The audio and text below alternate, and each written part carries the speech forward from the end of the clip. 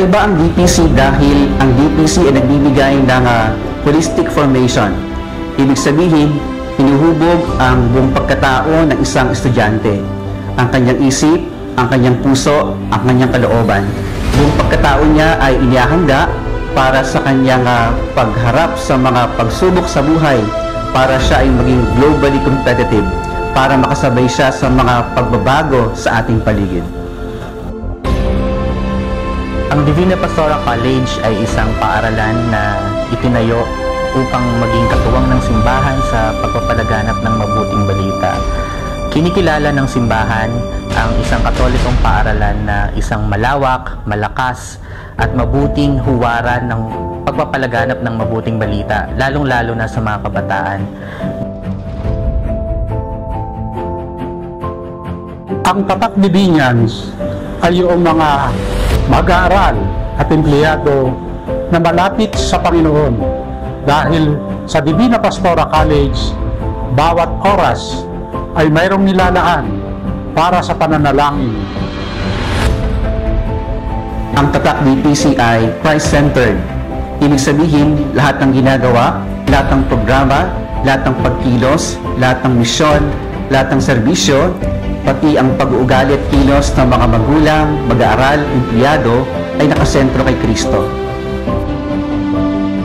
Bilang isang nag-iisang katolikong paaralan sa lungsod ng Gapan, misyon ng Divina Pastora College na abutin ang mga kabataan, hubugin ang kabuuan ng kanilang pagkatao at hayaan silang maibahagi ang kanilang talento, mapagyabong ito upang maging inspirasyon hindi lamang sa kapwa kabataan kundi sa patuloy na pagbabago ng lipunan.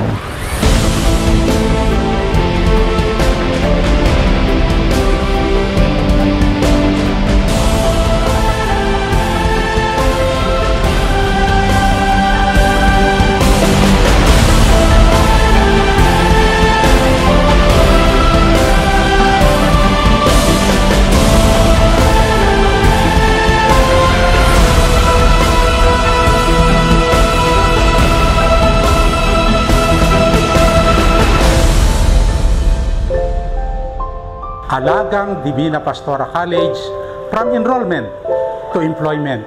May bonus pa ngayon. Mayroon pang graduate studies. Ang Divina Pastora College mismo ay mayroon ding educational assistance program na study now, pay later. Lalo na sinimulan yung mula sa puso karunungan kaalaman program na ang pondo nito nanggaling sa mga alumni at mga generous person na sinasagot din ito tuition fee ng mga bata. Malaking tulong po ang Divina Pastora College dahil binigyan nila ako ng isang matibay na pundasyon ng college at hanggang ngayon ay napagtitibay dahil sa mga formation ng mga academic heads at administrative council. Ang Divina Pastora College ay masasabi kong isa sa mga pinakamagandang paaralan dito sa Gapan City.